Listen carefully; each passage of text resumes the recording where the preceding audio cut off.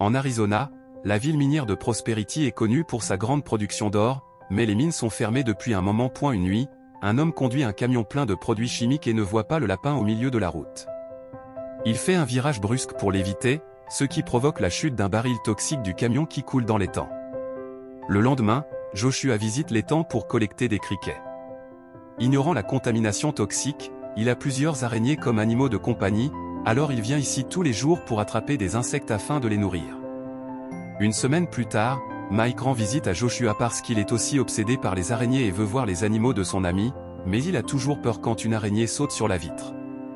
Mike remarque que les araignées ont grandi anormalement, alors Joshua explique qu'il les nourrit avec des criquets magiques et espère que cette découverte le rendra riche. Pendant qu'ils discutent de théorie, une des mygales parvient à s'échapper de son enclos. Ensuite, Joshua apprend à Mike toutes les différentes races d'araignées qu'il possède et lui présente Canuela, une reine mortelle qui peut produire de l'acide pour tuer ses proies de l'intérieur. Après le départ de Mike pour l'école, Joshua se rend enfin compte qu'une de ses mygales manque.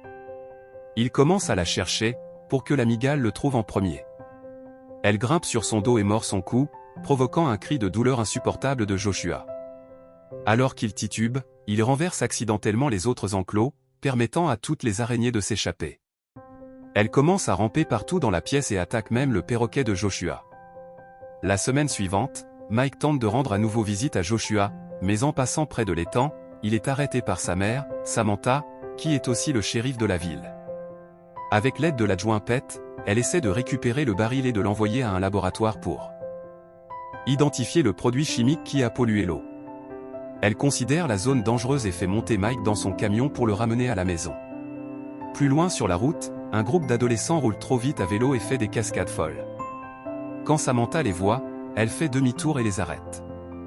Samantha dit à sa fille Ashley de monter dans le camion aussi, et donne une amende au fils du maire, Brett. Cette nuit-là, Ashley passe des heures au téléphone et se moque que son frère en ait besoin, alors Mike joue avec les câbles pour lui faire croire que ça ne marche pas. Puis il prend le téléphone et essaie d'appeler Joshua, mais personne ne répond.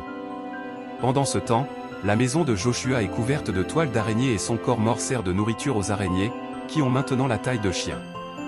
Au centre commercial, le maire Wade annonce que la ville a des problèmes financiers.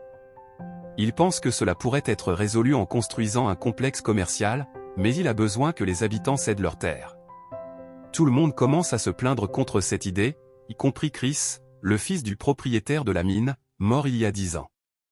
Chris est récemment revenu en ville et sait que son père a trouvé une veine d'or dans la mine, alors il refuse de la vendre. Wade et Chris commencent à se disputer et Chris finit par frapper Wade, mais avant que cela ne dégénère,